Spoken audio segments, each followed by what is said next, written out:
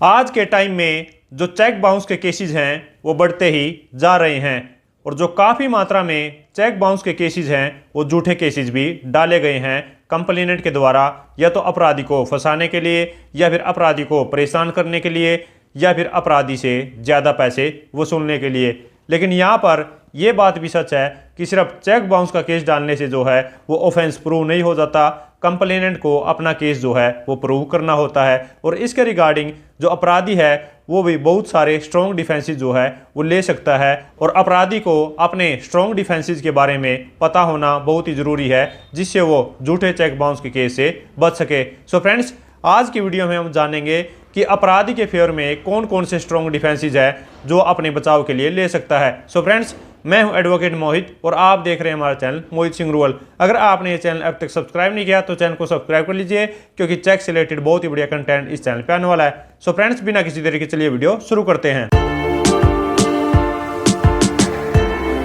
वैसे तो अगर कंप्लेनेंट के पास कोई भी चेक है जो कि अपराधी के द्वारा दिया गया है तो यहाँ पर यह मान के चला जाता है कि अपराधी ने कंप्लेनेंट का कोई ना कोई अमाउंट जो है वो देना है, क्योंकि यहाँ पर जो कंप्लेनेंट के फेवर में दो सेक्शन हैं वो हैं सेक्शन 118 और सेक्शन 139 ऑफ एनआई एक्ट, जो कि प्रिजम्पशन है कंप्लेनेंट के फेवर में। लेकिन ये जो प्रिजम्पशंस हैं इनको अपराधी के द्वारा रिवर्ट भी किया जा सकता है और वो मैं आपको बता देता हूं कि 1 बाय 1 एक्यूज जो है वो किस तरीके से इन प्रिजम्पशंस को रिवर्ट कर सकता है। जिसमें सबसे पहले आती है कि अगर अपराधी ने अमाउंट जो है वो वापस दे दिया है तो केस में अपराधी जो है वो जो भी उसने अमाउंट वापस किया है उसकी रसीद लगा सकता है या फिर आरटीजीएस का रिकॉर्ड लगा सकता है या फिर एनईएफटी का रिकॉर्ड लगा सकता है या फिर अगर बैंक ट्रांजैक्शन के थ्रू या फिर अगर कैश भी दिया है उसके रिगार्डिंग कोई अपराधी के पास लिखित है तो उस रिटर्न रिकॉर्ड को लगाकर जो है वो उस प्रिजम्पशन को रिवर्ट कर सकता है। तो हमेशा अपराधी को जो है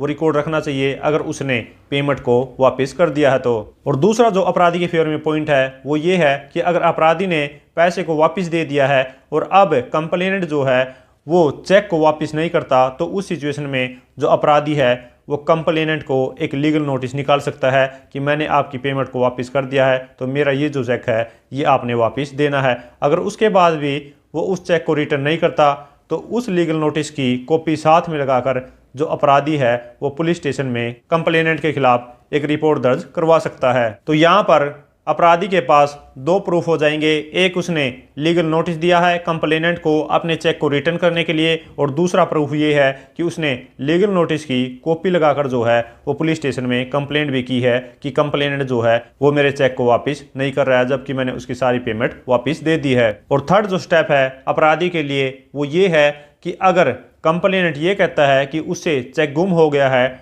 तो ये भी अपराधी ने उससे रिटर्न में लेना है, लिखित में लेना है उसकी हैंडराइटिंग में कि ये जो चेक है वो गुम हो गया है और अब अगर मेरे पास ये चेक पाया जाता है या फिर किसी के पास भी अगर पाया जाता है तो इसके रिगार्डिंग अपराधी की कोई भी लायबिलिटी नहीं है। और अगर कंप्लेनेंट ने केस जो है वो कोर्ट में फाइल कर दिया है तो यहाँ पर अपराधी ने ये भी कंप्लेनेंट से पूछना है कि इसमें जो भी कंटेंट्स हैं चेक में वो किसने फिल किए हैं, इस पर किसकी हैंडराइटिंग है, उसकी खुद की हैंडराइटिंग है या फिर किसी और से फिल करवाया है, जिससे कि केस में कॉन्ट्राडिक्शंस आ सकती हैं। और नेक्स्ट और फिफ्थ पॉइंट जो है वो ये है कि अपराधी ने कंप्लेनेंट की आईटीआर मंगवानी है और साथ में ही उसकी बैंक स्टेटमेंट भी कोर्ट में मंगवानी है जिससे कि ये साबित हो सके कि कंप्लेनेंट की कोई भी फाइनेंशियल कैपेसिटी नहीं है। क्योंकि कई बार जो है वो देखा गया है कि कंप्लेनेंट 10 लाख रुपए का केस डाल देता है या फिर 20 लाख रुपए का केस डाल देता है लेकिन उसकी बैंक स्टेटमेंट जो है वो ये शो करती है कि उसके अकाउंट में कभी भी 1 लाख से ज़्यादा या फिर 2 लाख से ज़्यादा नहीं रहा है और उसकी जो आईटीआर है वो भी 2 लाख रुपए एनुअल या फिर 3 लाख रुपए या फिर 4 लाख रुपए एनुअल रहती है। तो वो कैसे 10 लाख रुपए का केस डाल सकता है या फिर 10 लाख रुपए उधारी दे सकता है। तो यहाँ पर उसकी फाइनेंशियल कैपेसिटी जो है उस पर सवाल खड़ा हो जाता है और अपराधी के बचने के चांसेस जो हैं वो बढ़ जाते हैं। और अपराधी के फेवर में नेक्स्ट और सिक्स्थ पॉइंट जो है वो ये है कि अगर वो जो चेक इशू किया गया है वो लीगल लायबिलिटी के लिए नहीं है तो भी जो कंप्लेनेंट अपने केस को हार जाएगा। इसको मैं आपको एक एग्जांपल के थ्रू भी समझा देता हूं कि अगर कंप्लेनेंट और एक्यूज के बीच में कोई भी एक ऐसी ट्रांजैक्शन हुई है पैसे के रिगार्डिंग जो कि लीगल ट्रांजैक्शन नहीं है, मान लीजिए कोई जुए के रिगार्डिंग ट्रांजैक्शन है तो जिनको इलीगल डिक्लेयर किया गया है तो उसके रिगार्डिंग अगर अपराधी चेक दे देता है और अगर कंप्लेनेंट उस चेक को लगाकर चेक बाउंस का केस फाइल करता है तो यहाँ पर कोई भी लीगल लायबिलिटी के लिए चेक नहीं दिया गया है, तो अपराधी उस केस से बच सकता है। और नेक्स्ट और 7th पॉइंट जो है, जो अपराधी के फेवर में है, वो ये है कि अगर मान लीजिए कोई भी अमाउंट कंप्लेनेंट ने अपराधी को 3 साल पहले दिया है या फिर 4 साल पहले दिया है और उसको उतारने के लिए अगर अपराधी जो है वो चेक को इशू कर देता है, तो कहीं ना कहीं वो जो चेक इशू किया गया है वो दिया गया है टाइम बार्ड डेब्ट को उतारने के लिए, क्योंकि एक अमाउंट को रिकवर करने की 3 साल की वैलिडिटी होती है। हालांकि इसके रिगार्डिंग जो है दोनों तरफ की जजमेंट्स हैं, ऑनरेबल हाई कोर्ट्स की, सुप्रीम कोर्ट की, लेकिन फिर भी जो अपराधी है वो इसके रिगार्डिंग भी बेनिफिट ले सकता है कि ये जो चेक इशू किया गया है वो अमाउंट देने के 3 साल बाद इशू किया गया है, तो ये जो अमाउंट है वो एक टाइम बार्ड डेब्ट है। और नेक्स्ट और 8th पॉइंट जो है, जो अपराधी के फेवर में है, वो ये है कि अगर अपराधी ने कोई भी चेक मान लीजिए 1 लाख रुपए के लिए दे दिया है और चेक देने के बाद उसने 10,000 रुपये कंप्लेनेंट के अकाउंट में डाल दिए हैं या फिर पेमेंट दे दी है, और उसके बाद भी अगर कंप्लेनेंट उस चेक को जो है वो 1 लाख रुपए की लीगल लायबिलिटी के लिए लगाता है या फिर 1 लाख रुपए का चेक बाउंस का केस डालता है, तो यहाँ पर ऑलरेडी पार्ट पेमेंट हो चुकी है, तो यहाँ पर 1 लाख रुपए की कोई भी लीगल लायबिलिटी नहीं बनती है, तो वो जो कंप्लेनेंट का केस है वो डिसमिस हो जाएगा। और नेक्स्ट और 9th पॉइंट जो है, जो अपराधी के फेवर में आता है, वो ये है कि अगर कंप्लेनेंट के पास कोई भी प्रूफ नहीं है अपराधी को पैसे देने के रिगार्डिंग, तो भी अपराधी इस चीज़ का बेनिफिट ले सकता है कि इस केस में कोई भी ऐसा प्रूफ नहीं है जो ये दिखा सके कि कंप्लेनेंट ने अपराधी को इतना अमाउंट दिया है, तो ये कैसे इस चेक को प्रेजेंट कर सकते हैं और ये जो चेक है वो कैसे लीगल लायबिलिटी के लिए दिया गया है। और नेक्स्ट और 10th पॉइंट जो है, जो अपराधी के फेवर में है, वो ये है कि अगर मान लीजिए चेक जो है वो 1 लाख रुपए का है, लेकिन जो केस है वो कंप्लेनेंट ने 1.5 लाख रुपए का डाल दिया है या फिर 2 लाख रुपए का डाल दिया है कि मैंने इससे इंटरेस्ट भी लेना है और साथ में जो लिटिगेशन फीस है वो भी लेनी है, तो इस हिसाब से अगर उसने